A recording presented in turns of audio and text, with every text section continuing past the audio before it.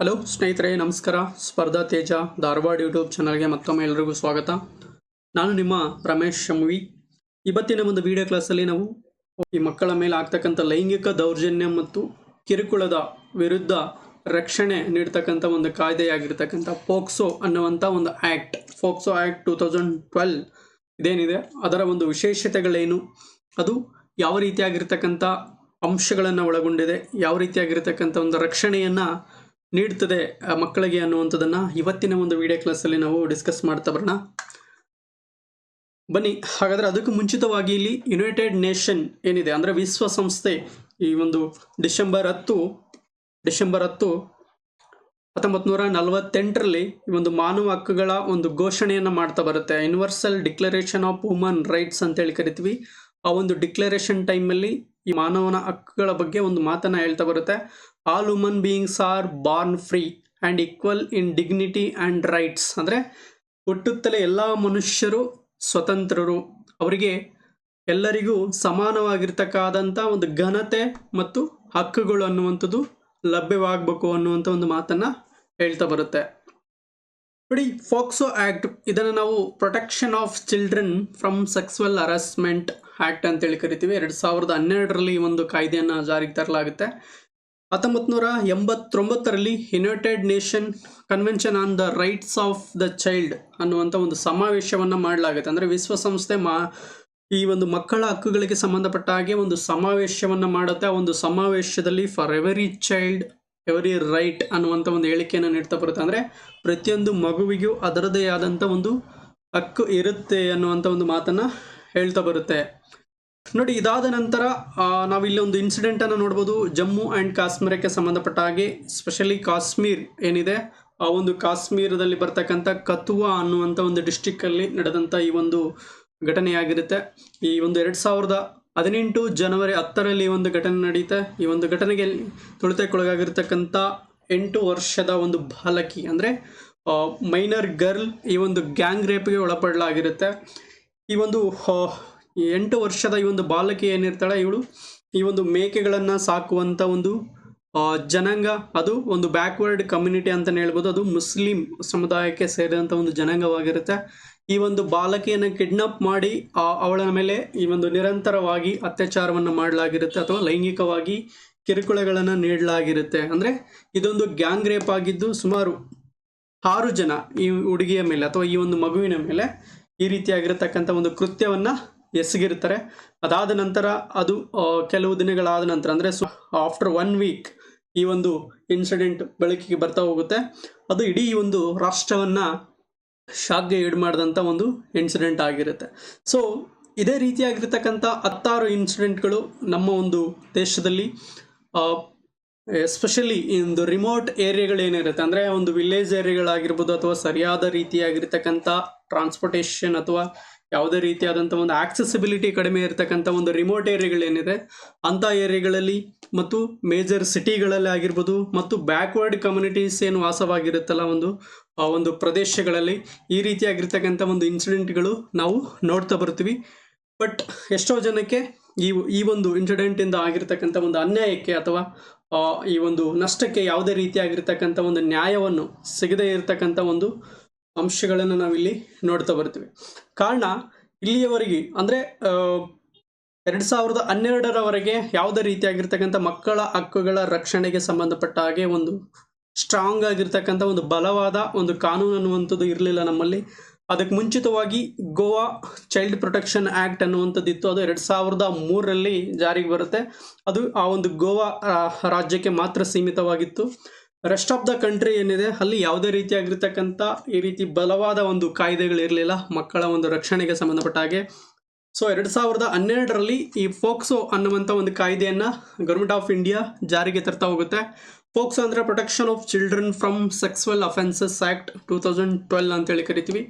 ಈ ಆ್ಯಕ್ಟ್ ಒಳಗೊಂಡಿರ್ತಕ್ಕಂಥ ಮುಖ್ಯ ಒಂದು ಅಂಶಗಳೇನಪ್ಪ ಅಂತಂದರೆ, ಇದು an act protect children from offences of sexual assault, ಅಂದರೆ ಲೈಂಗಿಕ ಕಿರುಕುಳಗಳಾಗಿರ್ಬೋದು ಅಥವಾ ಲೈಂಗಿಕ ದೌರ್ಜನ್ಯಗಳಾಗಿರ್ಬೋದು ಮತ್ತು ಆ ಒಂದು ಮಗುವಿನ ಒಂದು ಚಿತ್ರಗಳನ್ನು ತೆಗೆಯುವಂಥದ್ದು, ಅಂದರೆ ಅಶ್ಲೀಲವಾಗಿರ್ತಕ್ಕಂಥ ಚಿತ್ರಗಳನ್ನು ತೆಗೆಯುವಂಥದ್ದು, ಅದನ್ನು ಎಡಿಟ್ ಮಾಡುವಂಥದ್ದು, ಗ್ರಾಫಿಕ್ಸ್ ಮತ್ತು ಎಡಿಟಿಂಗ್ ಏನಿದೆಯಲ್ಲ, ಇದೆಲ್ಲವೂ ಈ ಒಂದು ಕಾಯ್ದೆ ಅಡಿಯಲ್ಲಿ ಒಂದು ಅಫೆನ್ಸ್ ಆಗಿ ಕನ್ಸಿಡರ್ ಮಾಡಲಾಗುತ್ತೆ.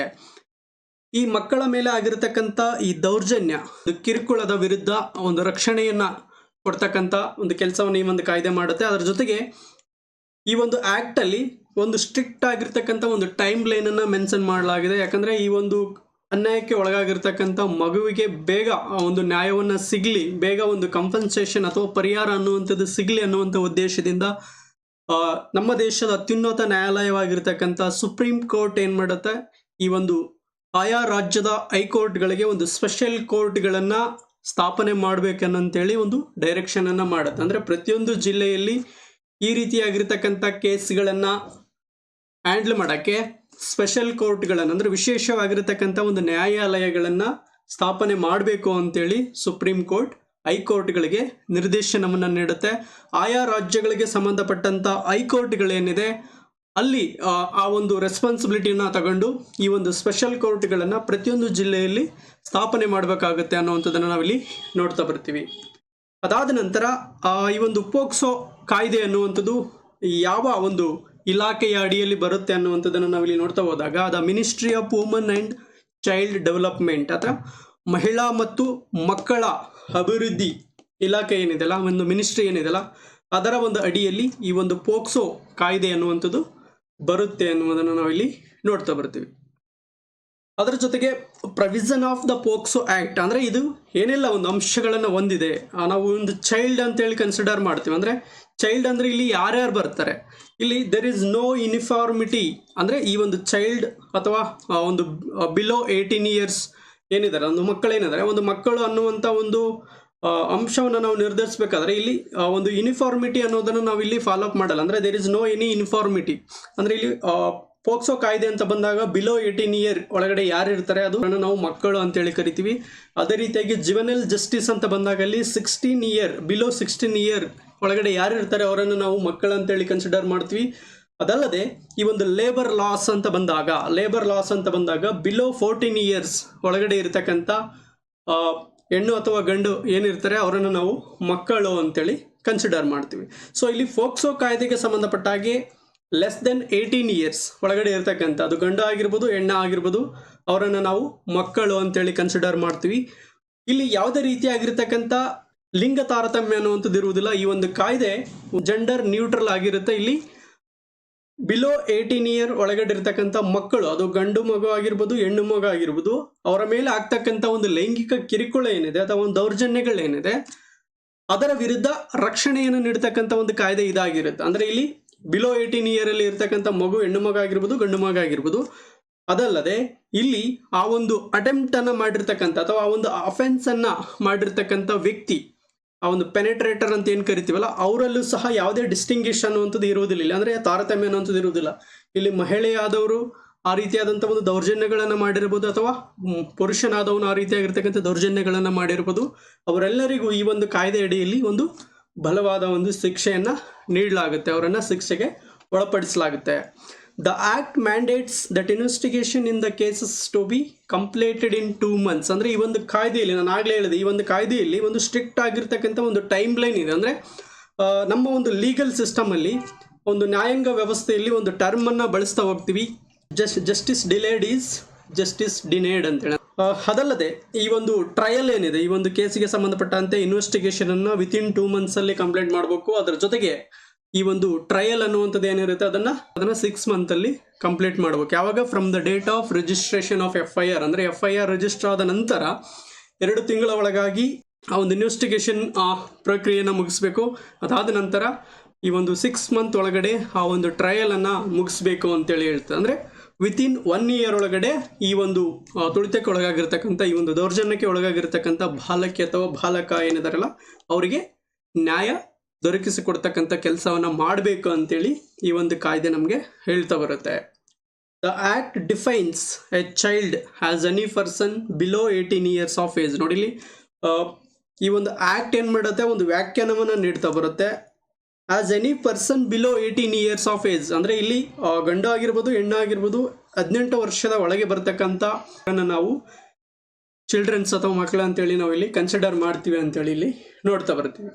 Guidelines for trial under POCSO act. ನಾನು ಆಗಲೇ ಹೇಳಿದೆ, ಸುಪ್ರೀಂ ಕೋರ್ಟ್ ಏನು ಮಾಡಿದೆ, ಆಯಾ ಒಂದು ಸಂಬಂಧಪಟ್ಟಿರ್ತಕ್ಕಂಥ ಹೈಕೋರ್ಟ್ಗಳಿಗೆ ಆ ಒಂದು ಜಿಲ್ಲೆಗೆ ಸಂಬಂಧಪಟ್ಟ ಹಾಗೆ ಪ್ರತಿಯೊಂದು ಜಿಲ್ಲೆಯಲ್ಲಿ ವಿಶೇಷವಾಗಿರ್ತಕ್ಕಂಥ ಒಂದು ನ್ಯಾಯಾಲಯವನ್ನು ಸ್ಥಾಪನೆ ಮಾಡಬೇಕು ಅನ್ನುವಂಥ ಒಂದು ನಿರ್ದೇಶನವನ್ನು ನೀಡ್ತಾ ಬರುತ್ತೆ ಅಂತ ಹೇಳಿದೆ. ಆ ಒಂದು ನಿರ್ದೇಶನವನ್ನು Alakh Srivastava versus union of India and others ಅನ್ನುವಂಥ ಒಂದು ಕೇಸ್ ಏನಿದೆ, 2018ರ ಒಂದು ಕೇಸ್ ಏನಿದೆ, ಆ ಒಂದು ಕೇಸಿಗೆ ಸಂಬಂಧಪಟ್ಟ ಹಾಗೆ ಆ ಒಂದು ವಿಚಾರಣೆಯ ವೇಳೆ ಸುಪ್ರೀಂ ಕೋರ್ಟ್ ಈ ಒಂದು ಹೈಕೋರ್ಟ್ಗಳಿಗೆ ಸ್ಪೆಷಲ್ ಕೋರ್ಟ್ಗಳನ್ನು ಅಥವಾ ವಿಶೇಷ ನ್ಯಾಯಾಲಯಗಳನ್ನು ಸ್ಥಾಪನೆ ಮಾಡಬೇಕು ಅನ್ನುವಂಥ ಒಂದು ನಿರ್ದೇಶನವನ್ನು ಒಂದು ನೀಡಿದೆ ಅನ್ನುವಂಥದ್ದನ್ನು ನಾವಿಲ್ಲಿ ಈ ಕೇಸಲ್ಲಿ ನೋಡ್ತಾ ಬರ್ತೀವಿ.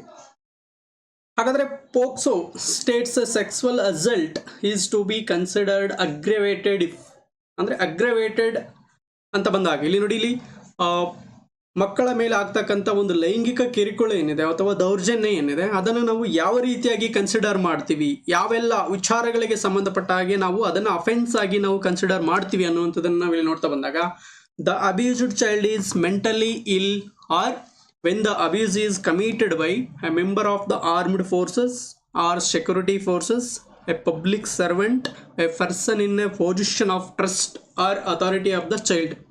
ನೋಡಿಲಿ, ಆ ಒಂದು ತುಳಿತಕ್ಕೆ ಅಥವಾ ಒಂದು ದೌರ್ಜನ್ಯಕ್ಕೆ ಒಳಗಾಗಿರ್ತಕ್ಕಂಥ ಮಗು ಮೆಂಟಲಿ ಇಲ್ ಅಥವಾ ಮಾನಸಿಕ ಅಸ್ವಸ್ಥತೆಯಿಂದ ಕೂಡಿದ್ದಾಗ ಅಥವಾ ಈ ಒಂದು ಕಮಿಟನ್ನು ಈ ಒಂದು ಅಬ್ಯೂಸ್ ಅಥವಾ ಈ ಒಂದು ದೌರ್ಜನ್ಯವನ್ನು ಎಸಗಿದಂಥ ವ್ಯಕ್ತಿ ಯಾರೇ ಆಗಿರ್ಬೋದು, ಈ ಒಂದು ಹಲವು ಸಂಸ್ಥೆಗಳಿಗೆ ಸಂಬಂಧಪಟ್ಟ ಹಾಗೆ ಹಲವು ಇಲಾಖೆಗಳಿಗೆ ಸಂಬಂಧಪಟ್ಟ ಹಾಗೆ ಅಲ್ಲಿರ್ತಕ್ಕಂಥ ಸಿಬ್ಬಂದಿ ವರ್ಗಗಳಾಗಿರ್ಬೋದು, ಅಲ್ಲಿರ್ತಕ್ಕಂಥ ಅಧಿಕಾರಿಗಳಾಗಿರ್ಬೋದು, ಮತ್ತು ಇನ್ನಿತರ ಪಬ್ಲಿಕ್ ಸರ್ವೆಂಟ್ ಅಂದರೆ ಸಾರ್ವಜನಿಕ ಸೇವಕ ಹುದ್ದೆಯಲ್ಲಿರ್ತಕ್ಕಂಥವ್ರಾಗಿರ್ಬೋದು. ಫಾರ್ ಎಕ್ಸಾಂಪಲ್ ಆರ್ಮ್ಡ್ ಫೋರ್ಸ್ ಅಂತ ಬಂದಾಗ ಅಲ್ಲಿರ್ತಕ್ಕಂಥ ಸಿಬ್ಬಂದಿಗಳಾಗಿರ್ಬೋದು, ಸೆಕ್ಯೂರಿಟಿ ಫೋರ್ಸ್ ಅಂತ ಬಂದಾಗ ಅಲ್ಲಿರ್ತಕ್ಕಂಥ ಸಿಬ್ಬಂದಿಗಳಾಗಿರ್ಬೋದು. ಮತ್ತು ಇಲ್ಲಿ ಟ್ರಸ್ಟ್ ಆ್ಯಂಡ್ ಅಥಾರಿಟಿ ಅಂದರೆ ಆ ಒಂದು ಮಗುವಿನ ಮೇಲೆ ಆ ಒಂದು ಮಗು ಟ್ರಸ್ಟ್ ಮಾಡ್ತಕ್ಕಂಥ ಯಾವುದೇ ಮೆಂಬರ್ ಆಗಿರ್ಬೋದು, ಫಾರ್ ಎಕ್ಸಾಂಪಲ್ ಫ್ಯಾಮಿಲಿ ಮೆಂಬರ್ಸ್ ಆಗಿರ್ಬೋದು, ಆ ಮಗುವಿನ ಮೇಲೆ ಅಥಾರಿಟಿ ಏನಿರ್ತಕ್ಕಂಥ ಯಾವುದೇ ಒಂದು ಈ ಥರ ಅಥಾರಿಟೀಸ್ ಆಗಿರ್ಬೋದು, ಪೊಲೀಸ್ ಆಫೀಸರ್ಸ್ ಆಗಿರ್ಬೋದು, ಟೀಚರ್ಸ್ ಆಗಿರ್ಬೋದು, ಡಾಕ್ಟರ್ಸ್ ಆಗಿರ್ಬೋದು, ಅಥವಾ ಈ ಒಂದು ಹಾಸ್ಪಿಟ್ಲ್ಗಳಲ್ಲಿರ್ತಕ್ಕಂಥ ಮ್ಯಾನೇಜ್ಮೆಂಟ್ ಒಂದು ಡಿಪಾರ್ಟ್ಮೆಂಟಲ್ಲಿ ಇರ್ತಕ್ಕಂಥ ಯಾವುದೇ ಸಿಬ್ಬಂದಿ ವರ್ಗ ಆಗಿರ್ಬೋದು, ಅದು ಪ್ರೈವೇಟ್ ಆಗಿರಲಿ ಗೌರ್ಮೆಂಟ್ ಆಗಿರಲಿ, ಇವ್ರು ಯಾರೇ ಆ ಒಂದು ಮಗುವಿನ ಮೇಲೆ ಅಥವಾ ಬಿಲೋ 18 ಇಯರ್ ವಯಸ್ಕ ಒಂದು ಮಕ್ಕಳೇನಿದ್ದಾರೆ ಒಂದು ಮಕ್ಕಳ ಮೇಲೆ ಯಾವುದೇ ರೀತಿಯಾಗಿರ್ತಕ್ಕಂಥ ಈ ದೌರ್ಜನ್ಯಗಳನ್ನು ಎಸಗಿದ್ದಲ್ಲಿ ಅಥವಾ ಲೈಂಗಿಕ ಕಿರುಕುಳವನ್ನು ನೀಡಿದ್ದಲ್ಲಿ ಅದನ್ನು ಪೋಕ್ಸೋ ಆ್ಯಕ್ಟಲ್ಲಿ ಅದೊಂದು ಪನಿಷಬಲ್ ಅಫೆನ್ಸ್ ಅಂತೇಳಿ ನಾವಿಲ್ಲಿ ಕನ್ಸಿಡರ್ ಮಾಡ್ತಾ ಬರ್ತೀವಿ ಅಂತೇಳಿ ನಾವಿಲ್ಲಿ ನೋಡ್ತಾ ಬರ್ತೀವಿ. ನೋಡಿ, ಇಲ್ಲಿ ಸ್ಕಿನ್ ಟು ಸ್ಕಿನ್ ಕೇಸ್ ಅನ್ನುವಂಥದ್ದು ನೋಡಿ, ಇಲ್ಲಿ Satish Ragde versus state of Maharashtra 2021ರಲ್ಲಿ ಇದೊಂದು ವಿಶೇಷವಾಗಿರ್ತಕ್ಕಂಥ ಒಂದು ಕೇಸ್ ಅಂತಲೇ ಹೇಳ್ಬೋದು. ಈ ಒಂದು ಸೆಕ್ಸುವಲ್ ಅಸಲ್ಟ್ ಅಥವಾ ಹರಾಸ್ಮೆಂಟ್ ಅಂತೇಳಿ ಕರೆದೀವಿ ನಾವು. ಅಂದರೆ ಈಗ ಒಂದು ಮಗುವಿನ ಮೇಲೆ ಒಂದು ಲೈಂಗಿಕ ಕಿರುಕುಳ ಆಗಿದೆ ಅಥವಾ ಒಂದು ಲೈಂಗಿಕ ದೌರ್ಜನ್ಯವನ್ನು ಎಸಗಲಾಗಿದೆ ಅಂತೇಳಿ ನಾವು ಯಾವ ರೀತಿಯಾಗಿ ಅದನ್ನು ಕನ್ಸಿಡರ್ ಮಾಡಬೇಕು ಅನ್ನುವುದರ ಒಂದು ವಿಚಾರವಾಗಿ ಒಂದು ಕೇಸನ್ನು ಫೈಲ್ ಮಾಡಲಾಗುತ್ತೆ. ಯಾರು? Satish Ragde versus state of Maharashtra ಅನ್ನುವಂಥ ಒಂದು ಕೇಸ್ ಇದು. ಈ ಒಂದು ಪೆಟಿಷನ್ ಸುಪ್ರೀಂ ಕೋರ್ಟಲ್ಲಿ ಬಂದಾಗ ಸುಪ್ರೀಂ ಕೋರ್ಟ್ ಈ ಒಂದು ಸ್ಕಿನ್ ಟು ಸ್ಕಿನ್ ಕೇಸ್ ಅನ್ನುವಂಥ ಒಂದು ಕೇಸನ್ನು ಹ್ಯಾಂಡಲ್ ಮಾಡುತ್ತೆ. ನೋಡಿ, ಇಲ್ಲಿ bench of supreme court judges ಅಂದರೆ ಇಲ್ಲಿ 3 ಜನ ನ್ಯಾಯಾಧೀಶರಿಂದ ಕೂಡಿರ್ತಕ್ಕಂಥ ಒಂದು ಜಡ್ಜ್ಮೆಂಟ್ ಆಗಿರುತ್ತೆ. ಇದು ಜಸ್ಟಿಸ್ ಯು ಲಲಿತ್ ಅನ್ನುವಂಥವ್ರು ಮತ್ತು S Ravindra Bhat and Bela M Trivedi ಅನ್ನುವಂಥವ್ರು ಈ ಒಂದು ಸುಪ್ರೀಂ ಕೋರ್ಟ್ನ ಒಂದು ಜಡ್ಜ್ಮೆಂಟಲ್ಲಿ ಈ ಒಂದು 3 ಜನ ನ್ಯಾಯಾಧೀಶರು ಇರ್ತಾರೆ. ಇಲ್ಲಿ ಸ್ಕಿನ್ ಟು ಸ್ಕಿನ್ ಕೇಸ್ ಅನ್ನುವಂಥದ್ದು ನಾವು ಇಲ್ಲಿ ಬಂದಾಗ ಇಲ್ಲಿ ನೋಡಿ, ಥರ ಯಾವುದೇ ಈ ಒಂದು ಸೆಕ್ಸುವಲ್ ಇಂಟೆನ್ಸನ್ನು ಇಟ್ಕೊಂಡು ಅಥವಾ ಲೈಂಗಿಕ ಉದ್ದೇಶವನ್ನು ಇಟ್ಕೊಂಡು ಲೈಂಗಿಕ ಈ ಒಂದು ಮನಸ್ಥಿತಿಯನ್ನು ಇಟ್ಕೊಂಡು ಆ ಮಗುವಿನ ಟಚ್ ಮಾಡುವಂಥದ್ದಾಗಿರ್ಬೋದು ಅಥವಾ ಆ ಮಗುವಿಗೆ ಒಂದು ಇರಿಟೇಟ್ ಮಾಡುವಂಥದ್ದು ಅಥವಾ ಹರಾಸ್ಮೆಂಟ್ ಮಾಡುವಂಥದ್ದು ಏನಿದೆಯಲ್ಲ ಅದನ್ನು ನಾವು sexual harassment under POCSO act ಅಂತೇಳಿ ಕನ್ಸಿಡರ್ ಮಾಡಬೇಕು ಅಂತೇಳಿ ಸುಪ್ರೀಂ ಕೋರ್ಟ್ ಈ ಒಂದು ಕೇಸಲ್ಲಿ ತನ್ನ ತೀರ್ಪನ್ನು ನೀಡ್ತಾ ಬರುತ್ತೆ. ಅಂದರೆ ಸ್ಕಿನ್ ಟು ಸ್ಕಿನ್ ಕಾಂಟ್ಯಾಕ್ಟ್ ಅಂದರೆ ಈವನ್ ಆ ಮಗುವನ್ನು ಆ ಒಂದು ಲೈಂಗಿಕ ಉದ್ದೇಶವನ್ನು ಇಟ್ಕೊಂಡು ಟಚ್ ಮಾಡೋದು ಸಹ ಒಂದು ಲೈಂಗಿಕ ಹರಾಸ್ಮೆಂಟ್ ಅಥವಾ ಈ ಒಂದು ಸೆಕ್ಸುವಲ್ ಹರಾಸ್ಮೆಂಟ್ ಅಥವಾ ದೌರ್ಜನ್ಯ ಅಂತೇಳಿ ಕನ್ಸಿಡರ್ ಮಾಡಲಾಗುತ್ತೆ ಅಂತೇಳಿ ಈ ಒಂದು ಕೇಸಲ್ಲಿ ನಾವು ನೋಡ್ತಾ ಬರ್ತೀವಿ. ಈ ಒಂದು ಫೋಕ್ಸೋ ಆ್ಯಕ್ಟಲ್ಲಿ ಬರ್ತಕ್ಕಂಥ ಕೆಲವು ಕೀ ಫೀಚರ್ಸ್ ಏನಿದೆ ಅವುಗಳ ಕುರಿತಾಗಿ ನೋಡ್ತಾ ಹೋಗೋಣ ಒಂದೊಂದಾಗಿ. ನೋಡಿ, it is a gender neutral. ಇದು ನಾನು ಆಗಲೇ ಹೇಳಿದೆ, ಸ್ಟಾರ್ಟಿಂಗಲ್ಲಿ ನಾನು ಆಗಲೇ ಹೇಳ್ತಾ ಬಂದೆ, ಈ ಒಂದು ಪೋಕ್ಸೋ ಕಾಯ್ದೆ ಅನ್ನುವಂಥದ್ದು ಇದು ಲಿಂಗ ತಾರತಮ್ಯದಿಂದ ಹೊರತಾಗಿದೆ. ಅಂದರೆ ಇಲ್ಲಿ below 18 years by defining A child as any person below age of 18 years. ಅಂದರೆ 18 ವರ್ಷದ ಒಳಗಿರತಕ್ಕಂಥ ಮಗು, ಅದು ಗಂಡು ಮಗ ಆಗಿರ್ಬೋದು ಹೆಣ್ಣು ಮಗ ಆಗಿರ್ಬೋದು, ಅವರನ್ನು ನಾವು ಮಕ್ಕಳು ಅಂತೇಳಿ ಕನ್ಸಿಡರ್ ಮಾಡ್ತೀವಿ. ಅವರ ಮೇಲೆ ಆದಂಥ ಈ ಒಂದು ದೌರ್ಜನ್ಯ, ಈ ಒಂದು ಕಿರುಕುಳವನ್ನು ಈ ಒಂದು ಪೋಕ್ಸೋ ಆ್ಯಕ್ಟ್ ಡೈಲಿ ನಾವು ಅದನ್ನು ಕನ್ಸಿಡರ್ ಮಾಡ್ತಾ ಬರ್ತೀವಿ ಅಂತೇಳಿ ಇಲ್ಲಿ ನೋಡ್ತೀವಿ. The POCSO act sets A gender neutral tone. ಅಂದರೆ ಇಲ್ಲಿ ಯಾವುದೇ ಒಂದು ಲಿಂಗ ತಾರತಮ್ಯ ಇಲ್ಲ. ಈ ಗಂಡು ಮಗ ಆಗಿರ್ಬೋದು ಹೆಣ್ಣು ಮಗ ಆಗಿರ್ಬೋದು ಬಿಲೋ 18 ಇಯರ್ ಅವ್ರ ಮೇಲೆ ಈ ಒಂದು ದೌರ್ಜನ್ಯಗಳಾದಂಥ ಸಂದರ್ಭದಲ್ಲಿ, ಈ ಒಂದು ಕಿರುಕುಳಗಳಾದಂಥ ಸಂದರ್ಭದಲ್ಲಿ ಅದನ್ನು ಅಫೆನ್ಸ್ ಆಗಿ ನಾವು ಇಲ್ಲಿ ಕನ್ಸಿಡರ್ ಮಾಡಬೇಕು ಅಂತೇಳಿ ಈ ಒಂದು ಕಾಯ್ದೆಯ ಒಂದು ಕೀ ಫೀಚರ್ ಏನಿದೆ ಅದು ಹೇಳ್ತಾ ಬರುತ್ತೆ. Not distinguish between perpetrators of a child sexual abuse. ಅಂದರೆ ಈ ಒಂದು ಕೃತ್ಯವನ್ನು ಎಸಗಿದಂಥ ವ್ಯಕ್ತಿ, ಅದು ಗಂಡಾಗಿರ್ಬೋದು ಹೆಣ್ಣಾಗಿರ್ಬೋದು, 18 ವರ್ಷದ ಒಳಗಿರ್ತಕ್ಕಂಥ ಮಕ್ಕಳ ಮೇಲೆ ಈ ಒಂದು ಕೃತ್ಯವನ್ನು ಎಸಗಿದಂಥ ವ್ಯಕ್ತಿ ಏನಿದ್ದಾರೆ, ಅವರು ಗಂಡಾಗಿರ್ಬೋದು ಹೆಣ್ಣಾಗಿರ್ಬೋದು, ಅವರಿಗೆ ಆ ಒಂದು ಅಫೆನ್ಸನ್ನು ಮಾಡಿದಾಗ ಏನೆಲ್ಲ ಒಂದು ಶಿಕ್ಷೆಯನ್ನು ಕೊಡಲಾಗುತ್ತೆ, ಏನೆಲ್ಲ ಒಂದು ಪನಿಷ್ಮೆಂಟನ್ನು ನೀಡಲಾಗುತ್ತೆ, ಅದೆಲ್ಲವನ್ನು ಯಾವುದೇ ಒಂದು ಲಿಂಗ ತಾರತಮ್ಯವಿಲ್ಲದೆ ಅವರಿಗೆ ನೀಡಲಾಗುತ್ತೆ ಅಂತೇಳಿ ನಾವು ನೋಡ್ತಾ ಬರ್ತೀವಿ. It is an offence to not report an abuse. ನೋಡಿ, ಇನ್ ಜನರಲ್ ನಾನು ಆಗಲೇ ಹೇಳಿದೆ ಬಂದೆ ಸ್ಟಾರ್ಟಿಂಗಲ್ಲಿ, ಈಗ ಒಂದು ಈ ಒಂದು ಮಕ್ಕಳ ವಿರುದ್ಧವಾಗಿ ನಡೀತಕ್ಕಂಥ ಈ ಒಂದು ಲೈಂಗಿಕ ಕಿರುಕುಳ ಅನ್ನುವಂಥದ್ದು, ಈ ಒಂದು ದೌರ್ಜನ್ಯಗಳು ಆಲ್ಮೋಸ್ಟ್ ನಮ್ಮ ಸೊಸೈಟಿ ಮಧ್ಯನೇ ಆಗ್ತಾ ಇರುತ್ತೆ ಎಷ್ಟೋ ಸಲ. ಈವನ್ ಒಂದು ಫ್ಯಾಮಿಲಿ ಮೆಂಬರ್ಸಲ್ಲೇ ಯಾರೋ ಒಬ್ಬರು ಆ ಥರ ಒಂದು ಕಿರುಕುಳವನ್ನು ಕೊಡುವಂಥದ್ದು, ವಿತಿನ್ ಫ್ಯಾಮಿಲಿಯಲ್ಲೂ ಆಗ್ಬೋದು, ವಿತಿನ್ ಸೊಸೈಟಿಯಲ್ಲಿ ಆಗ್ಬೋದು. ಆಲ್ಮೋಸ್ಟ್ ಈ ಥರ ಒಂದು ಕೇಸ್ಗಳು ಏನಕ್ಕೆ ಬೆಳಕಿಗೆ ಬರಲ್ಲಪ್ಪ ಅಂತಂದರೆ, ಈ ಒಂದು ರಕ್ಷಣೆಗೆ ಇರ್ತಕ್ಕಂಥ ಈ ಒಂದು ಕಾಯ್ದೆ ಬಗ್ಗೆ ಅವೇರ್ನೆಸ್ ಇಲ್ಲದೆ ಇರುವಂಥದ್ದು, ಅಥವಾ ಯಾವುದಾದ್ರೂ ಒಂದು ರಿಮೋಟ್ ಏರಿಯಾಸ್ ಅಂತ ಹೇಳಿದೆ ನಾನು. ಅಂದರೆ ಈ ಒಂದು ಬ್ಯಾಕ್ವರ್ಡ್ ಏರಿಯಾಸ್ ಇರುತ್ತೆ, ಅಂದರೆ ಎಜುಕೇಷನಲಿ ಆ್ಯಂಡ್ ಸೋಷಿಯಲಿ ಬ್ಯಾಕ್ವರ್ಡ್ ಇರ್ತಕ್ಕಂಥ ಏರಿಯಾಗಳಲ್ಲಿ, ಒಂದು ರಿಮೋಟ್ ಏರಿಯಾಗಳಂತ ಬಂದಾಗ, ಹಳ್ಳಿಗಳಂತ ಬಂದಾಗ, ಎಲ್ಲೋ ಅಲ್ಲಿ ಕೆಲವು ಒಂದು 4-5 ಮನೆಗಳಲ್ಲಿ ವಾಸ ಮಾಡ್ತಕ್ಕಂಥ ಜನರು ಇರ್ತಾರೆ. ಫಾರ್ ಎಕ್ಸಾಂಪಲ್ ಜಮ್ಮು ಕಾಶ್ಮೀರಕ್ಕೆ ಸಂಬಂಧಪಟ್ಟ ಹಾಗೆ ಈ ಒಂದು ಕತ್ವಾ ರೇಪ್ ಅಟೆಂಪ್ಟ್ ಆಗಿರ್ಬೋದು. ಸೊ ಆ ರೀತಿಯಾಗಿರ್ತಕ್ಕಂಥ ಆ ಒಂದು ಇನ್ಸಿಡೆಂಟ್ಗಳೇನಾಗುತ್ತೆ, ಅದು ಈ ಒಂದು ಸಮಾಜದ ಮಂದಿ ಅಥವಾ ಕುಟುಂಬದ ಸದಸ್ಯರ ಮಧ್ಯದಲ್ಲೇ ಆ ಥರದ ಒಂದು ಅಬ್ಯೂಸ್ ಅನ್ನುವಂಥದ್ದು, ಆ ಒಂದು ಹರಾಸ್ಮೆಂಟ್ ಅನ್ನುವಂಥದ್ದು ನಡೀತಾ ಇರುತ್ತೆ. ಸೊ ಆ ಒಂದು ಇನ್ಸಿಡೆಂಟನ್ನು ನೋಡಿ ಅದನ್ನು ಪೊಲೀಸರಿಗೆ ರಿಪೋರ್ಟ್ ಮಾಡದೇ ಇದ್ದರೂ ಸಹ ಅದು ಒಂದು ಫನಿಸಬಲ್ ಅಫೆನ್ಸ್ ಆಗುತ್ತೆ ಅಂತೇಳಿ ಈ ಒಂದು ಕಾಯ್ದೆ ಹೇಳ್ತಾ ಬರುತ್ತೆ. ನೋಡಿ, it requires every person who suspects R has knowledge of A sexual offence being committed against A child to report it to the local police or the special juvenile police unit. ಅಲ್ಲಿ ಈ ಒಂದು ಮಗುವಿನ ವಿರುದ್ಧವಾಗಿ ನಡೀತಕ್ಕಂಥ ಒಂದು ದೌರ್ಜನ್ಯ ಅಥವಾ ಆ ಒಂದು ಕಿರುಕುಳ ಏನಿದೆ, ಲೈಂಗಿಕ ಕಿರುಕುಳ ಅಥವಾ ಲೈಂಗಿಕ ದೌರ್ಜನ್ಯ ಏನಿದೆ, ಅದರ ಬಗ್ಗೆ ಮಾಹಿತಿ ಇರತಕ್ಕಂಥ ಅಥವಾ ಅದನ್ನು ಕಣ್ಣಾರೆ ನೋಡಿರ್ತಕ್ಕಂಥ ವ್ಯಕ್ತಿಗಳೇನಿರ್ತಾರೆ, ಅವರು ಸಂಬಂಧಪಟ್ಟಂಥ ಪೊಲೀಸ್ ಅಧಿಕಾರಿಗಳಿಗೆ ಅದರ ಬಗ್ಗೆ ಒಂದು ರಿಪೋರ್ಟನ್ನು ಮಾಡಬೇಕು. ಅಥವಾ ಅಲ್ಲಿರ್ತಕ್ಕ ಜುವೆನೈಲ್ ಜಸ್ಟಿಸ್ ಸಿಸ್ಟಮ್ ಇದೆ ನಮ್ಮಲ್ಲಿ, ಅದಕ್ಕೆ ಸಂಬಂಧಪಟ್ಟಂಥ ಪೊಲೀಸ್ ಅಧಿಕಾರಿಗಳಿರ್ತಾರೆ, ಅವರಿಗೆ ಅಥವಾ ಈ ಥರ ಈ ಒಂದು ಸಿವಿಲ್ ಪೊಲೀಸರಿಗೆ ಯಾರಿಗಾದರೂ ಆ ಒಂದು ವಿಷಯದ ಕುರಿತಾಗಿ ಅವರು ರಿಪೋರ್ಟ್ ಮಾಡಬೇಕು. ಇನ್ ಕೇಸ್ ಅವರು ನೆಗ್ಲಿಜೆನ್ಸನ್ನು ತೋರಿಸಿದಲ್ಲಿ ಅಥವಾ ನಿರ್ಲಕ್ಷ್ಯದಿಂದ ಅದು ನಮಗೆ ಸಂಬಂಧ ಇಲ್ಲ ಅನ್ನುವಂಥ ಒಂದು ಅಮಾನವೀಯ ಒಂದು ವರ್ತನೆಯನ್ನು ತೋರಿಸಿದಂಥ ಸಂದರ್ಭದಲ್ಲಿ ಅವರ ವಿರುದ್ಧವೂ ಸಹ ಇಲ್ಲಿ ಕೇಸನ್ನು ಫೈಲ್ ಮಾಡಲಾಗುತ್ತೆ, ಅವರು ಸಹ ಶಿಕ್ಷೆಗೆ ಒಳಪಡಬೇಕಾಗುತ್ತೆ. The perpetrator of sexual abuse, but also finalize the who have failed to report the offense with either imprisonment or fine or both.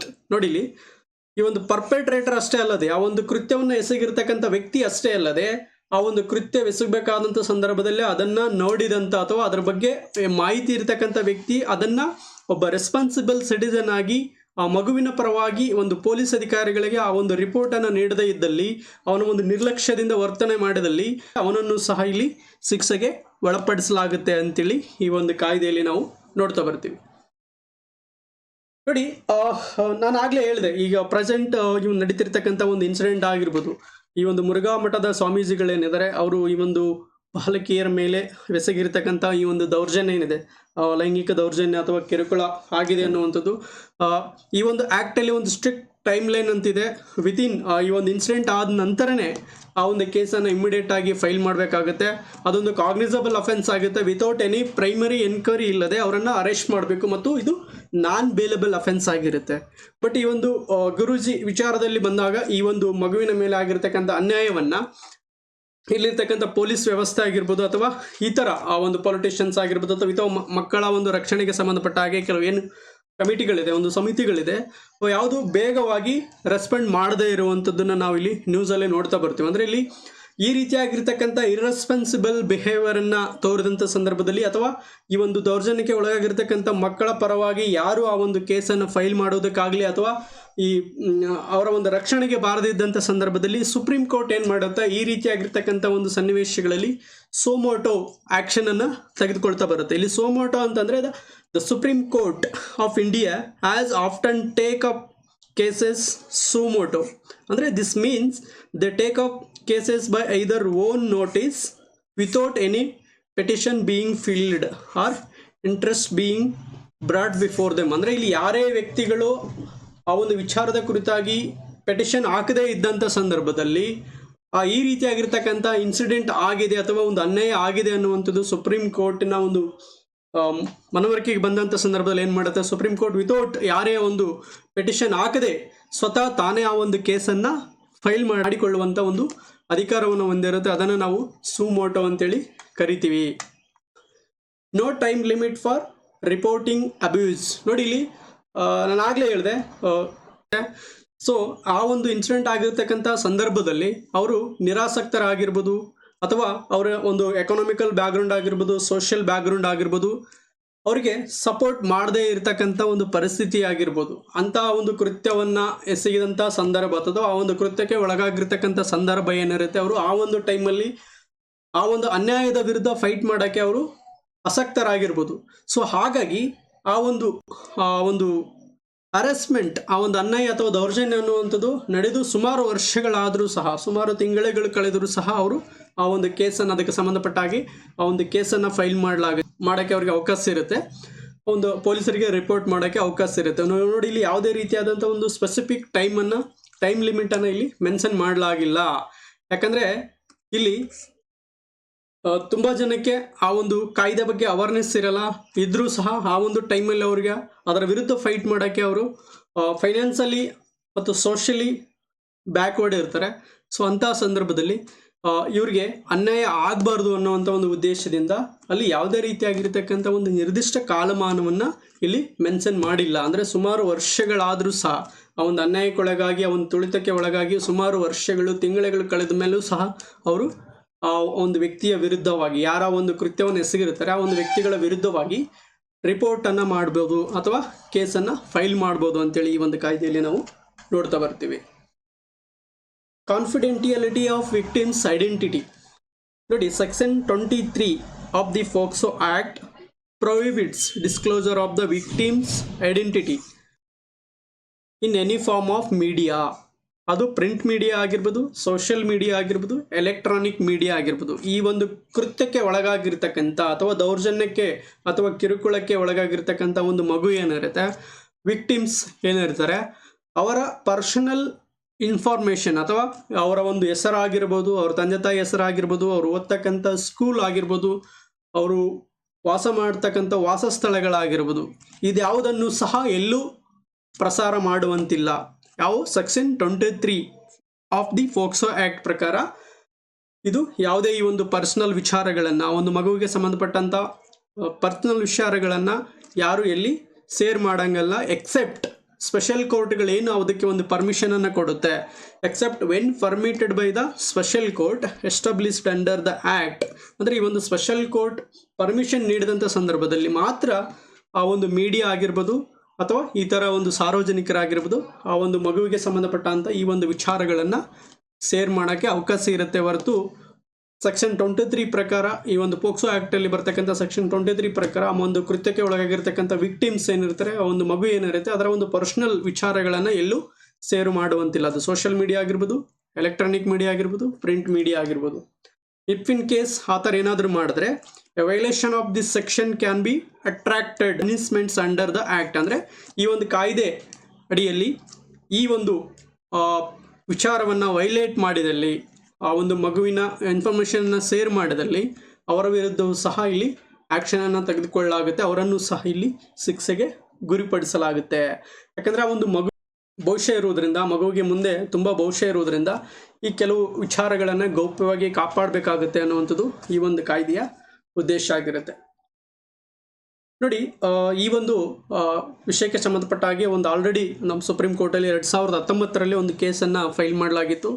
Nipun Saxena versus union of India ಅನ್ನುವಂಥ ಕೇಸು. ಇಲ್ಲಿ ಜಾಯಿಂಟ್ ಆ್ಯಂಡ್ ಸವರಲ್ ಲಯಬಿಲಿಟಿ, ನಾನು ಆಗಲೇ ಹೇಳಿದೆ, ಆ ಒಂದು victim ಏನಿದ್ದಾರೆ ಅಂದರೆ ಆ ಒಂದು ಮಗು, ಆ ಕೃತ್ಯಕ್ಕೆ ಒಳಗಾಗಿರ್ತಕ್ಕಂಥ ಅಥವಾ ಲೈಂಗಿಕ ಕಿರುಕುಳ ಅಥವಾ ದೌರ್ಜನ್ಯಕ್ಕೆ ಒಳಗಾಗಿರ್ತಕ್ಕಂಥ ಮಗು ಏನಿದೆ, ಆ ಮಗುವಿಗೆ ಸಂಬಂಧಪಟ್ಟಂಥ ಒಂದು ವೈಯಕ್ತಿಕ ವಿಚಾರಗಳೇನಿರುತ್ತೆ, ಆ ಒಂದು ಮಗುವಿನ ಹೆಸರಾಗಿರ್ಬೋದು, ಪೇರೆಂಟ್ಸ್ ಹೆಸರಾಗಿರ್ಬೋದು, ಆ ಮಗು ಓದ್ತಕ್ಕಂಥ ಸ್ಕೂಲ್ ನೇಮ್ ಆಗಿರ್ಬೋದು, ಅಥವಾ ಆ ಮಗು ವಾಸವಾಗಿರ್ತಕ್ಕಂಥ ಒಂದು ರೆಸಿಡೆನ್ಷಿಯಲ್ ಅಡ್ರೆಸ್ ಅಥವಾ ವಾಸಸ್ಥಳ ಏನಂತ ಏನು ಕರಿತೀವಿ ಅದಾಗಿರ್ಬೋದು, ಅದ್ಯಾವುದೇ ವಿಚಾರಗಳನ್ನು ವಿತೌಟ್ ಸ್ಪೆಷಲ್ ಕೋರ್ಟ್ ಅಥವಾ ವಿಶೇಷ ನ್ಯಾಯಾಲಯದ ಪರ್ಮಿಷನ್ ಇಲ್ಲದೆ ಯಾರು ಎಲ್ಲೂ ಶೇರ್ ಮಾಡೋಂಗಿಲ್ಲ. ಅದು ಸೋಷಿಯಲ್ ಮೀಡಿಯಾ ಆಗಿರ್ಬೋದು, ಪ್ರಿಂಟ್ ಮೀಡಿಯಾ ಆಗಿರ್ಬೋದು. ಇಲ್ಲಿ ಜಾಯಿಂಟ್ ಆ್ಯಂಡ್ ಸವರಲ್ ಲಯಬಿಲಿಟಿ ಅನ್ನುವಂಥ ಒಂದು ಟರ್ಮನ್ನು ಬಳಸ್ತಾ ಬಂದಿದೆ ಸುಪ್ರೀಂ ಕೋರ್ಟ್. ಜಾಯಬಿಲಿಟಿ ಅಂದರೆ ಇಲ್ಲಿ ಫಾರ್ ಎಕ್ಸಾಂಪಲ್ ಯಾವುದೋ ಒಂದು ಮೀಡಿಯಾ ಇದೆ, ಎಲೆಕ್ಟ್ರಾನಿಕ್ ಮೀಡಿಯಾ ಇದೆ ಅಂತ ಅಂದ್ಕೊಳ್ಳಿ.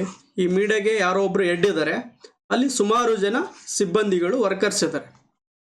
ಇಲ್ಲಿ ವಿತೌಟ್ ನೋಯಿಂಗ್ ಹಿಮ್ ಅಂದರೆ ಮುಖ್ಯ ಸ್ಥಾನವನ್ನು ವಹಿಸ್ಕೊಂಡಿರ್ತಕ್ಕಂಥ ಆ ಒಂದು ಹೆಡ್ ಏನಿರ್ತಾರೆ ಅವರಿಗೆ ಇನ್ಫಾರ್ಮ್ ಮಾಡದೆ ಅಲ್ಲಿ ಆ ಒಂದು ಮೀಡಿಯಾದಲ್ಲಿ ಕೆಲಸ ಮಾಡಿರ್ತಕ್ಕಂಥ ಯಾರೋ ಒಬ್ಬ ಸಿಬ್ಬಂದಿ ಆ ಒಂದು ವಿಚಾರಗಳನ್ನು ತಮ್ಮ ಮೀಡಿಯಾದಲ್ಲಿ ಪ್ರಸಾರ ಮಾಡಿದ್ದಲ್ಲಿ ಅದರ ಒಂದು ಲಯಬಿಲಿಟಿ ಅನ್ನುವಂಥದ್ದು ಏನಾಗಿರುತ್ತೆ, ಅದು ಎಲ್ಲರ ಮೇಲೆ ಅಪ್ಲಿಕೇಬಲ್ ಆಗುತ್ತೆ. ಅಂದರೆ ಇನ್ಕ್ಲೂಡ್ ಆ ಒಂದು ಸಿಬ್ಬಂದಿ ಮತ್ತು ಆ ಒಂದು ಮೀಡಿಯಾಗೆ ಯಾರು ಮುಖ್ಯಸ್ಥರಾಗಿರ್ತಾರೆ ಅಥವಾ ಓನರ್ ಆಫ್ ದ ಮೀಡಿಯಾ ಏನಿರ್ತಾನೆ ಅವನ ಮೇಲೂ ಸಹ ಈ ಒಂದು ಆ್ಯಕ್ಷನನ್ನು ತೆಗೆದುಕೊಳ್ಳಲಾಗುತ್ತೆ, ಅವ್ರಿಗೂ ಸಹ ಈ ಒಂದು ಪನಿಷ್ಮೆಂಟನ್ನು ನೀಡಲಾಗುತ್ತೆ ಅನ್ನುವಂಥದ್ದು Nipun Saxena versus union of India 2019 ಅನ್ನುವಂಥ ಒಂದು ಕೇಸ್ ಏನಿದೆ, ಆ ಒಂದು ಕೇಸಲ್ಲಿ ಸುಪ್ರೀಂ ಕೋರ್ಟ್ ಒಂದು ವರ್ಡಿಕ್ಟನ್ನು ನೀಡ್ತಾ ಬರುತ್ತೆ.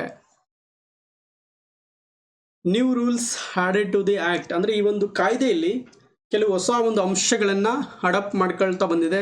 ಆ ಯಾವೆಲ್ಲ ಅಂಶಗಳನ್ನು ಈ ಒಂದು ಕಾಯ್ದೆಯಲ್ಲಿ ಹೊಸದಾಗಿ ಸೇರಿಸಲಾಗಿದೆ ಅನ್ನುವಂಥದ್ದನ್ನು ನಾವಿಲ್ಲಿ ನೋಡ್ತಾ ಬರೋಣ.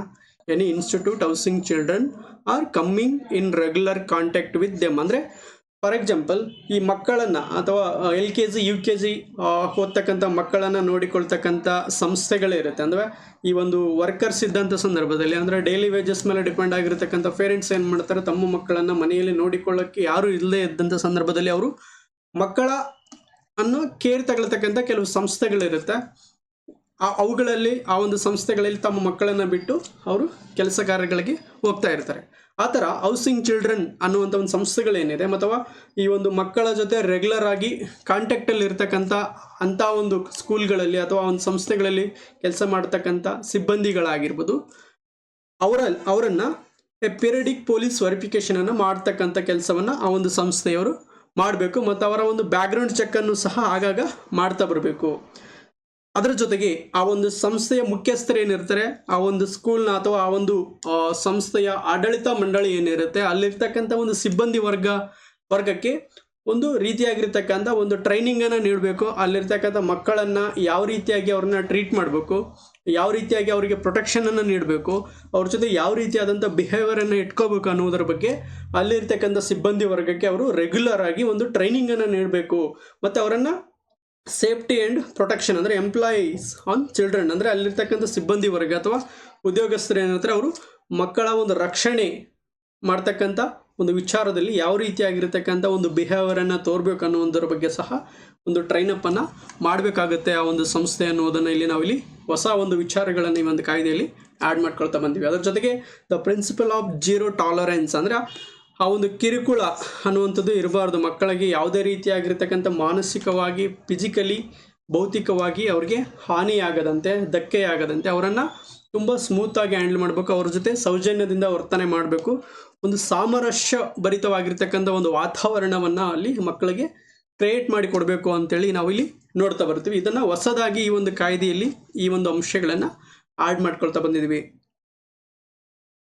General principles of the POCSO act ನೋಡಿ, ಈ ಎಲ್ಲ ಒಂದು ಕೀ ಫೀಚರ್ಸನ್ನು ಹೊರತುಪಡಿಸಿ ಇನ್ನೂ ಈ ಒಂದು ಸಾಮಾನ್ಯವಾಗಿ ಕೆಲವು ನೀತಿ ನಿಯಮಗಳನ್ನು ನಾವಿಲ್ಲಿ ಈ ಒಂದು ಪೋಕ್ಸೋ ಆ್ಯಕ್ಟಲ್ಲಿ ನೋಡ್ತಾ ಬರ್ತೀವಿ. General principles of POCSO act ಅದು ಸುಮಾರು 12 ಕೀ ಪ್ರಿನ್ಸಿಪಲ್ಸನ್ನು ನಾವಿಲ್ಲಿ ನೋಡ್ತಾ ಬರ್ತೀವಿ. The act mentions 12 key principles which are to be believed by anyone including the state governments, the child welfare committees the police, the special courts, NGOs or any others.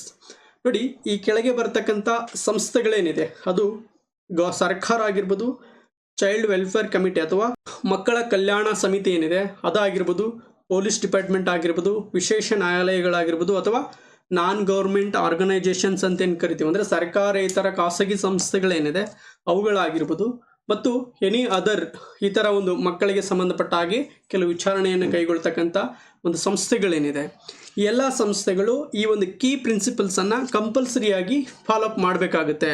Professional present during the trial and assisting the child during the trial ವಿಚಾರ್, ಅಂದರೆ ಈ ಒಂದು ಕೃತ್ಯಕ್ಕೆ ಒಳಗಾಗಿರ್ತಕ್ಕಂಥ ಮಗು ಏನಿದೆ, ಈ ಒಂದು ದೌರ್ಜನ್ಯಕ್ಕೆ ಒಳಗಾಗಿರ್ತಕ್ಕಂಥ ಮಗು ಏನಿದೆ, ಆ ಒಂದು ಅಪರಾಧಿಯ ವಿರುದ್ಧ ಏನೊಂದು ವಿಚಾರಣೆ ನಡೀತಾ ಇರುತ್ತೆ, ಆ ಒಂದು ವಿಚಾರಣೆಯ ಸಂದರ್ಭದಲ್ಲಿ ಆ ಮಗುವಿಗೆ ಯಾವುದೇ ರೀತಿಯಾಗಿರ್ತಕ್ಕಂಥ ಧಕ್ಕೆಯಾಗದಂತೆ ಮೆಂಟಲಿ, ಫಿಸಿಕಲಿ ಆ ಮಗುವನ್ನು ಸರಿಯಾದ ಒಂದು ವಾತಾವರಣದಲ್ಲಿ ನೋಡಿಕೊಳ್ಳುವಂಥದ್ದು, ಅದನ್ನು ಸರಿಯಾದ ರೀತಿಯಲ್ಲಿ ಟ್ರೀಟ್ ಮಾಡ್ತಕ್ಕಂಥ ಕೆಲಸ ಏನಾಗಿರುತ್ತೆ ಎಲ್ಲ ಸಂಸ್ಥೆಗಳ ಮೇಲಿರುತ್ತೆ.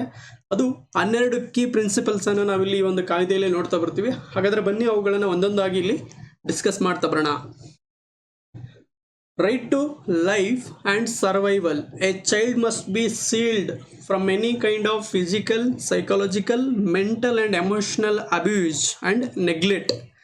ನೋಡಿ, ಈ ಒಂದು ಕೃತ್ಯಕ್ಕೆ ಒಳಗಾದಂಥ ಮಗು ಏನಿರುತ್ತೆ, ಈ ಒಂದು ಲೈಂಗಿಕ ಕಿರುಕುಳ ಅಥವಾ ದೌರ್ಜನ್ಯಕ್ಕೆ ಒಳಗಾಗಿರ್ತಕ್ಕಂಥ ಒಂದು ಮಗು ಏನಿರುತ್ತೆ, ಆ ಮಗುವಿನ ರಕ್ಷಣೆಯನ್ನು ಮಾಡ್ತಕ್ಕಂಥದ್ದು ಈ ಎಲ್ಲ ಸಂಸ್ಥೆಗಳ ಒಂದು ರೆಸ್ಪಾನ್ಸಿಬಿಲಿಟಿ ಅಥವಾ ಜವಾಬ್ದಾರಿಯಾಗಿರುತ್ತೆ. ಆ ಮಗುವನ್ನು A child must be sealed ಅಂದರೆ ಯಾವುದೇ ಆ ಮಗುವಿಗೆ ಮಾನಸಿಕ ಹಾನಿಯಾಗದಂತೆ ನೋಡಿಕೊಳ್ಳುವಂಥದ್ದು, ಫಿಸಿಕಲಿ ಹಾನಿಯಾಗದಂತೆ ನೋಡಿಕೊಳ್ಳುವಂಥದ್ದು, ಮತ್ತು ಎಮೋಷನಲ್ ಅಬ್ಯೂಸ್ ಅಥವಾ ಒಂದು ಮಾನಸಿಕ ಕಿರುಕುಳಗಳ ಆಗದಂತೆ ಆ ಮಗುವನ್ನು ನೋಡಿಕೊಳ್ತಕ್ಕಂಥ ಕೆಲಸ ಯಾವುದಾಗಿರುತ್ತೆ, ಈ ಮೇಲೆ ಹೇಳಿದಂಥ ಎಲ್ಲ ಸಂಸ್ಥೆಗಳದ್ದಾಗಿರುತ್ತೆ. ಪೊಲೀಸ್ ಡಿಪಾರ್ಟ್ಮೆಂಟ್ ಆಗಿರ್ಬೋದು, ಸ್ಪೆಷಲ್ ನ್ಯಾಯಾಲಯ ಆಗಿರ್ಬೋದು, ವಿಶೇಷ ನ್ಯಾಯಾಲಯ ಆಗಿರ್ಬೋದು, ಮತ್ತು ಮಕ್ಕಳನ್ನು ನೋಡಿಕೊಳ್ತಕ್ಕಂಥ ಮಕ್ಕಳ ಕಲ್ಯಾಣ ಸಮಿತಿ ಆಗಿರ್ಬೋದು, ಮತ್ತು ಈ ಥರ ಒಂದು ಸಂಸ್ಥೆಗಳೇನಿದೆ ಅವೆಲ್ಲವುದರ ಒಂದು ಜವಾಬ್ದಾರಿ ಆಗಿರುತ್ತೆ. Best interest of the child. The primary consideration must be the harmonious development of child.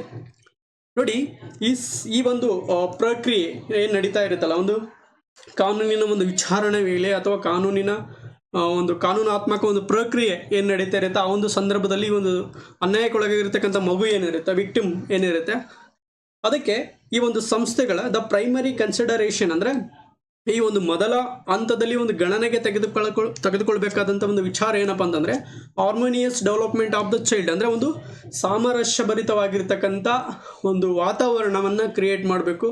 ಆ ಮಗುವಿಗೆ ಯಾವುದೇ ರೀತಿಯಾಗಿರ್ತಕ್ಕಂಥ ಅನ್ಕಂಫರ್ಟ್ ಫೀಲ್ ಆಗದಂತೆ ಅವರನ್ನು ಒಂದು ಫ್ರೆಂಡ್ಲಿ ಅಂದರೆ ಚೈಲ್ಡ್ ಫ್ರೆಂಡ್ಲಿ ಒಂದು ಬಿಹೇವಿಯರ್ ಆ ಒಂದು ಮಕ್ಕಳ ಜೊತೆ ಇಟ್ಕೋಬೇಕು.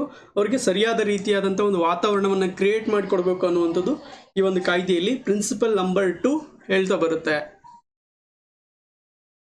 ಹಾಗಾದರೆ principle number 3, right to be treated with dignity and compassion, ಅಂದರೆ ಈ ಒಂದು ಮಗುವನ್ನು ಒಂದು ಘನತೆಯಿಂದ ಟ್ರೀಟ್ ಮಾಡಬೇಕು. ಆ ಒಂದು ಮಗುವಿನ ಒಂದು ಹಕ್ಕಾಗಿರುತ್ತೆ. ಅದೇ ರೀತಿಯಾಗಿ ಆ ಒಂದು ಕಂಪ್ಯಾಷನ್ ಅಥವಾ ಈ ಒಂದು ಸಹಾನುಭೂತಿ ಅನ್ನುವಂಥದ್ದು ಏನಿದೆ ಆ ಒಂದು ಮಗುವಿನ ಮೇಲೆ ತೋರಬೇಕು. Child victims should be treated in a caring and sensitive manner throughout the justice process. ಈ ಒಂದು ನ್ಯಾಯಾಂಗ ವಿಚಾರಣೆಯ ಒಂದು ಪ್ರೋಸೆಸ್ ಏನಿರುತ್ತೆ, ಥ್ರೂಔಟ್ ದ ಪ್ರೋಸೆಸ್ ಆ ಒಂದು ಸಂಸ್ಥೆಗಳು, ಆ ಒಂದು ನ್ಯಾಯಾಂಗ ವಿಚಾರಣೆಗೆ ಸಂಬಂಧಪಟ್ಟಂತೆ ಒಂದು ಸಂಸ್ಥೆಗಳೇನಿದೆ ಆ ಮಗುವನ್ನು ಸೆನ್ಸಿಟಿವ್ ಆಗಿ ಟ್ರೀಟ್ ಮಾಡಬೇಕಾಗುತ್ತೆ. ಅದರ ಜೊತೆಗೆ ಆ ಮಗುವಿಗೆ ಯಾವುದೇ ರೀತಿಯಾಗಿರ್ತಕ್ಕಂಥ ಒಂದು ಮಾನಸಿಕ ಧಕ್ಕೆ ಆಗದಂತೆ ನೋಡಿಕೊಳ್ತಕ್ಕಂಥ ಕೆಲಸವನ್ನು ಸಹ ಅವರು ಮಾಡಬೇಕಾಗುತ್ತೆ. Principle number 4, right to be protected from discrimination, ಅಂದರೆ ಇಲ್ಲಿ ಯಾವುದೇ ರೀತಿಯಾಗಿರ್ತಕ್ಕಂಥ ಒಂದು ತಾರತಮ್ಯವನ್ನು ಎಸಗದೆ the justice process must be transparent and just irrespective of the child's cultural, religious, linguistic or social orientation. ಈ ಒಂದು ಕೃತ್ಯಕ್ಕೆ ಒಳಗಾಗಿರ್ತಕ್ಕಂಥ ಮಗು ಏನಿದೆ ಆ ಮಗುವಿನ ಯಾವುದೇ ಒಂದು ಸಂಸ್ಕೃತಿ ಆಗಿರ್ಬೋದು, ಯಾವುದೇ ಒಂದು ಧರ್ಮಕ್ಕೆ ಸೇರಿದಂಥ ಮಗು ಆಗಿರ್ಬೋದು, ಯಾವುದೇ ಒಂದು ಕಮ್ಯುನಿಟಿಗೆ ಸೇರಿದಂಥ ಮಗು ಆಗಿರ್ಬೋದು, ಅಥವಾ ಯಾವುದೇ ಒಂದು ಭಾಷೆಯನ್ನು ಆಡ್ತಕ್ಕಂಥ ಮಗು ಆಗಿರ್ಬೋದು, ಅಥವಾ ಸೋಷಿಯಲ್ ಓರಿಯೆಂಟೇಷನ್ ಸಾಮಾಜಿಕ ದೃಷ್ಟಿಕೋನದಿಂದ ನೋಡುವಂಥದ್ದಾದರೆ, ಅಥವಾ ಸಮಾಜದಲ್ಲಿ ಯಾವುದೇ ಒಂದು ಸ್ತರ ವ್ಯವಸ್ಥೆ ಅನ್ನುವಂಥದ್ದನ್ನು ನಾವು ನೋಡ್ತಾ ಬರ್ತೇವೆ. ಅಂದರೆ ಸಮಾಜದಲ್ಲಿ ಯಾವುದೇ ಒಂದು ಸ್ಥಾನಮಾನವನ್ನು ಹೊಂದಿರತಕ್ಕಂಥ ಮಗು ಆಗಿರ್ಬೋದು, ಈ ಅನ್ಯಾಯಕ್ಕೊಳಗಾಗಿರ್ತಕ್ಕಂಥ ಮಗುವಿನ ಪರವಾಗಿ ಅದಕ್ಕೆ ಟ್ರಾನ್ಸ್ಪರೆಂಟ್ ಆ್ಯಂಡ್ ಜಸ್ಟ್ ಅಂದರೆ ಪಾರದರ್ಶಕವಾಗಿರ್ತಕ್ಕಂಥ ಒಂದು ನ್ಯಾಯವನ್ನು ಒದಗಿಸಿಕೊಡ್ತಕ್ಕಂಥ ಕೆಲಸ ಈ ಸಂಸ್ಥೆಗಳು ಮಾಡಬೇಕಲ್ಲಿ ಯಾವುದೇ ರೀತಿಯಾಗಿರ್ತಕ್ಕಂಥ ಒಂದು ಜಾತಿ ಆಧಾರದ ಮೇಲೆ, ಧರ್ಮದ ಆಧಾರದ ಮೇಲೆ, ಅಥವಾ ಮಾತನಾಡುವ ಭಾಷೆ ಆಧಾರದ ಮೇಲೆ, ಅಥವಾ ಸಾಮಾಜಿಕ ಸ್ಥಾನಮಾನಗಳ ಆಧಾರದ ಮೇಲೆ ಆ ಮಗುವಿಗೆ ಯಾವುದೇ ರೀತಿಯಾಗಿರ್ತಕ್ಕಂಥ ತಾರತಮ್ಯವನ್ನು ಮಾಡಬಾರ್ದು ಅನ್ನುವಂಥದ್ದು ಪ್ರಿನ್ಸಿಪಲ್ ನಂಬರ್ 4 ಅನ್ನುವಂಥದ್ದು ಇಲ್ಲಿ ಹೇಳ್ತಾ ಬರುತ್ತೆ, ರೈಟ್. ಸೊ ಅದಾದ ನಂತರ principle number 5, right to special preventive measures in that victimised children are more likely to get abused again. Thus, preventive measures and training must be given to for the self protection. ಅಂದರೆ ಈ ಒಂದು ತುಳಿತಕ್ಕೆ ಅಥವಾ ದೌರ್ಜನ್ಯಕ್ಕೆ ಒಳಗಾಗಿರ್ತಕ್ಕಂಥ ಮಕ್ಕಳೇನಿರ್ತಾರೆ, ಅದಾದ ಒಂದು incident ಆದ ನಂತರ ಅವರ ವಿರುದ್ಧ ಏನೊಂದು ಕೆಲವೊಂದು ಕ್ರಮಗಳನ್ನು ಕೈಗೊಳ್ಳಲು ಮುಂದಾಗ್ತಾರೆ, ಅವರಿಗೆ ಮತ್ತೆ ಅವರ ಒಂದು ಲೈಫ್ಗೆ ಥ್ರೆಟ್ ಆಗುವಂಥದ್ದಾಗಿರ್ಬೋದು, ಅಥವಾ ಅವರ ಮೇಲೆ ಪುನಃ ಒಂದು ದೌರ್ಜನ್ಯಗಳನ್ನು ಎಸಗುವಂಥದ್ದಾಗಿರ್ಬೋದು, ಅಥವಾ ಅವರಿಗೆ ಹರಾಸ್ಮೆಂಟ್ ಮಾಡ್ತಕ್ಕಂಥ ಕೆಲಸವನ್ನು ಮಾಡ್ತಾ ಇರ್ತಾರೆ. ಸೊ ಅಂತಹ ಸಂದರ್ಭದಲ್ಲಿ ಆ ಮಕ್ಕಳಿಗೆ ಕೆಲವು ಪ್ರಿವೆಂಟಿವ್ ಮೆಜರ್ಸನ್ನು ತೆಗೆದುಕೊಳ್ತಕ್ಕಂಥ ಕೆಲಸ ಈ ಒಂದು ಸಂಸ್ಥೆಗಳಾಗಿರುತ್ತೆ. ಅಂದರೆ ಮುನ್ನೆಚ್ಚರಿಕಾ ಕ್ರಮಗಳನ್ನು ತೆಗೆದುಕೊಳ್ಬೇಕು. ಅದರ ಜೊತೆಗೆ ಆ ಒಂದು ಮಕ್ಕಳನ್ನು ಟ್ರೈನ್ ಅಪ್ ಮಾಡಬೇಕು. ಅಂದರೆ ಮುಂದೆ ಈ ರೀತಿಯಾಗಿರ್ತಕ್ಕಂಥ ದೌರ್ಜನ್ಯಗಳು, ಕಿರುಕುಳಗಳು ಎದುರಾದಂಥ ಸಂದರ್ಭದಲ್ಲಿ ಅದನ್ನು ಯಾವ ರೀತಿಯಾಗಿ ಫೇಸ್ ಮಾಡಬೇಕು, ಮತ್ತು ಸೆಲ್ಫ್ ಪ್ರೊಟೆಕ್ಷನ್ ಯಾವ ರೀತಿಯಾಗಿ ಮಾಡ್ಕೋಬೇಕು ಅನ್ನೋದರ ಬಗ್ಗೆ ಕೆಲವು ಒಂದು ಸೇಫ್ಟಿ ಮೆಜರ್ಸನ್ನು, ಪ್ರಿವೆಂಟಿವ್ ಮೆಜರ್ಸನ್ನು ಆ ಮಕ್ಕಳಿಗೆ ಹೇಳಿಕೊಡ್ಬೇಕು ಅಂತೇಳಿ ಇಲ್ಲಿ ಪ್ರಿನ್ಸಿಪಲ್ ನಂಬರ್ 5 ಹೇಳ್ತಾ ಹೋಗುತ್ತೆ. Principle number 6, right to be informed. The child victim or witnesses must be well informed.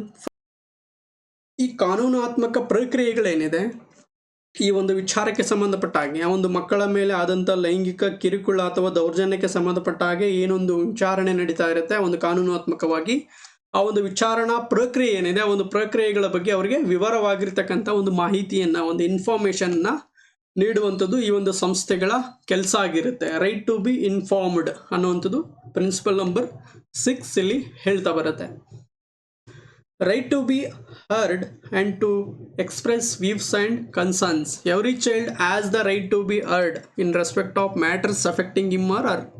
Right to effective assistance, financial, legal, counselling, health, social, educational services, physical and psychological recovery services. ಅಂದರೆ ಈ ಒಂದು ವಿಚಾರಣಾ ವೇಳೆಯಲ್ಲಿ ಆ ಒಂದು ತುಳಿತಕ್ಕೆ ಒಳಗಾಗಿರ್ತಕ್ಕಂಥ ಮಗು right to be heard, express views and concerns, ಅಂದರೆ ಆ ಒಂದು ವಿಚಾರಣೆ ಯಾವ ರೀತಿಯಾಗಿ ನಡೀತಾ ಇದೆ, ಆ ಮಗುವಿನ ಪರವಾಗಿದೆಯಾ ಅಥವಾ ಇನ್ನಿತರ ಏನಾದರೂ ಅಲ್ಲಿ ಅಡೆತಡೆಗಳಾಗ್ತಾ ಇದೆಯಾ, ಅದೆಲ್ಲದರ ಬಗ್ಗೆ ಅವರಿಗೆ ಇನ್ಫಾರ್ಮ್ ಮಾಡ್ತಾ ಇರಬೇಕು. ಅದರ ಜೊತೆಗೆ ರೈಟ್ ಟು ಎಫೆಕ್ಟಿವ್ ಅಸಿಸ್ಟೆನ್ಸ್, ಅಂದರೆ ಆ ಒಂದು ಮಗುವಿಗೆ ಒಂದು ಫೈನಾನ್ಷಿಯಲ್ ಮತ್ತು ಲೀಗಲ್ ಕೌನ್ಸಿಲಿಂಗನ್ನು, ಫೈನಾನ್ಷಿಯಲ್ ಅಸಿಸ್ಟೆಂಟನ್ನು ನೀಡಬೇಕು, ಆರ್ಥಿಕ ಒಂದು ಸಹಾಯವನ್ನು ಮಾಡಬೇಕಾಗುತ್ತೆ, ಕಾನೂನಾತ್ಮಕ ಸಹಾಯವನ್ನು ನೀಡಬೇಕಾಗುತ್ತೆ. ಅದರ ಜೊತೆಗೆ ಒಂದು ಕೌನ್ಸಿಲಿಂಗನ್ನು ಕಂಡಕ್ಟ್ ಮಾಡಬೇಕಾಗುತ್ತೆ, ಒಂದು ಹೆಲ್ತ್ ಕೇರನ್ನು ತೆಗೆದುಕೊಳ್ಬೇಕಾಗುತ್ತೆ, ಸೋಷಿಯಲ್ ಆ್ಯಂಡ್ ಎಜುಕೇಷನಲ್ ಸರ್ವಿಸಸ್ ಅಂದರೆ ಸಾಮಾಜಿಕ ಮತ್ತು ಶೈಕ್ಷಣಿಕ ಸೇವೆಗಳನ್ನು ಒದಗಿಸಿಕೊಡ್ಬೇಕಾಗುತ್ತೆ.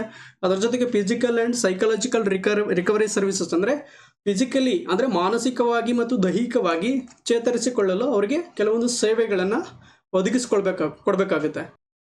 ಇದಲ್ಲದೆ and other services necessary for the child's healing must be provided. ಇದೆಲ್ಲವನ್ನು ಹೊರತುಪಡಿಸಿ ಇನ್ನೂ ಏನಾದರೂ ಕೆಲವೊಂದು ಸೇವೆಗಳ ಒಂದು ರಿಕ್ವೈರ್ಮೆಂಟ್ ಆ ಮಗುವಿಗೆ ಇದ್ದಲ್ಲಿ ಅವುಗಳನ್ನು ಸಹ ಒದಗಿಸಿಕೊಡ್ತಕ್ಕಂಥ ಕೆಲಸ ಈ ಸಂಸ್ಥೆಗಳು ಮಾಡಬೇಕಾಗುತ್ತೆ. Right to privacy.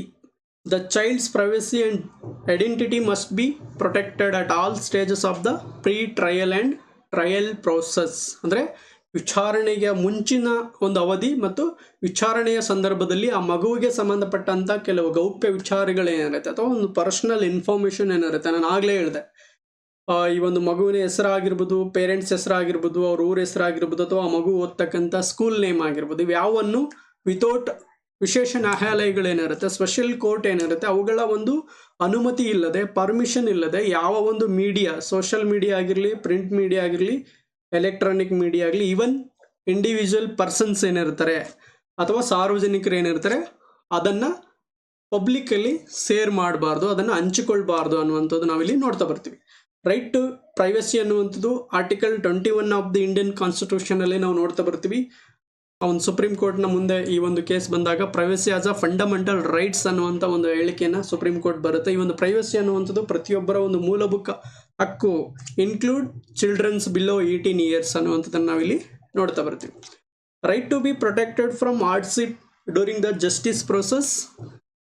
ನೋಡಿ, ಈ ಒಂದು ವಿಚಾರಣೆಯ ವೇಳೆಯಲ್ಲಿ ಆ ವಿಚಾರಣೆಗೆ ಒಳಪಟ್ಟಂಥ ಮಗು ಏನಿರುತ್ತೆ ಅಥವಾ ಈ ಒಂದು ದೌರ್ಜನ್ಯಕ್ಕೆ ಕಿರುಕುಳಕ್ಕೆ ಒಳಗಾದಂಥ ಮಗುವನ್ನು ಅಲ್ಲಲ್ಲಿ ಕೆಲವು ವಿಚಾರಣೆಗೆ ಅದನ್ನು ಒಳಪಡಿಸಲಾಗುತ್ತೆ. ಅಂಥ ವಿಚಾರಣೆ ವೇಳೆಯಲ್ಲಿ ಈ ಒಂದು ಅಧಿಕಾರಿಗಳೇನಿರ್ತಾರೆ, ಸಂಬಂಧಪಟ್ಟಂಥ ಈ ಒಂದು ಸಿಬ್ಬಂದಿ ವರ್ಗ ಏನಿರುತ್ತೆ, ಆ ಒಂದು ವಿಚಾರಣೆ ವೇಳೆಯಲ್ಲಿ ಆ ಮಗುವನ್ನು ತುಂಬ ಫ್ರೆಂಡ್ಲಿಯಾಗಿ ಟ್ರೀಟ್ ಮಾಡಬೇಕಾಗುತ್ತೆ. ಅಂದರೆ ಚೈಲ್ಡ್ ಫ್ರೆಂಡ್ಲಿ ಆ್ಯಟಿಟ್ಯೂಡನ್ನು ಇಟ್ಕೋಬೇಕಾಗುತ್ತೆ, ಚೈಲ್ಡ್ ಫ್ರೆಂಡ್ಲಿ ಬಿಹೇವಿಯರನ್ನು ಇಟ್ಕೊಳ್ಬೇಕಾಗುತ್ತೆ. ಅವ್ರಿಗೆ ಒಂದು ಹಾರ್ಮೋನಿಯಸ್ ಡೆವಲಪ್ಮೆಂಟ್, ಅಂದರೆ ಸರೌಂಡಿಂಗ್ ಎನ್ವಿರಾನ್ಮೆಂಟ್ ಯಾವ ರೀತಿ ಆಗಿರಬೇಕು, ಅವರಿಗೆ ಯಾವುದೇ ರೀತಿಯಾಗಿರ್ತಕ್ಕಂಥ ಮಾನಸಿಕವಾಗಿ ಮತ್ತು ಫಿಸಿಕಲ್ ಆಗಿ ಧಕ್ಕೆಯಾಗದಂತೆ ಅವರನ್ನು ಒಂದು ಹಾರ್ಮೋನಿಯಸ್ ಎನ್ವಿರಾನ್ಮೆಂಟಲ್ಲಿ ಅಥವಾ ಅವ್ರನ್ನ ಟ್ರೀಟ್ಮೆಂಟ್ ಮಾಡಬೇಕಾಗುತ್ತೆ. ಇಲ್ಲಿ ಸೆಕೆಂಡರಿ ವಿಕ್ಟಿಮೈಸೇಷನ್ ಆರ್ ಹಾರ್ಡ್ಶಿಪ್ ಅಂದರೆ ಇಲ್ಲಿ ಅವ್ರಿಗೆ ಎದುರಿಸುವಂಥದ್ದಾಗಿರ್ಬೋದು, ಮಾನಸಿಕವಾಗಿ ಅವರಿಗೆ ಕಿರುಕುಳ ನೀಡುವಂಥದ್ದಾಗಿರ್ಬೋದು, ಅಥವಾ ಅವರಿಂದ ಒಂದು ಎವಿಡೆನ್ಸಸ್ ಏನಿರುತ್ತೆ ಅದನ್ನು ಸರಿಯಾದ ರೀತಿಯಲ್ಲಿ ಹೊರಹಾಕದಂತೆ ಅವರನ್ನು ಎದುರಿಸಿ ಬೆದರಿಸಿ ಆ ಒಂದು ಎವಿಡೆನ್ಸನ್ನು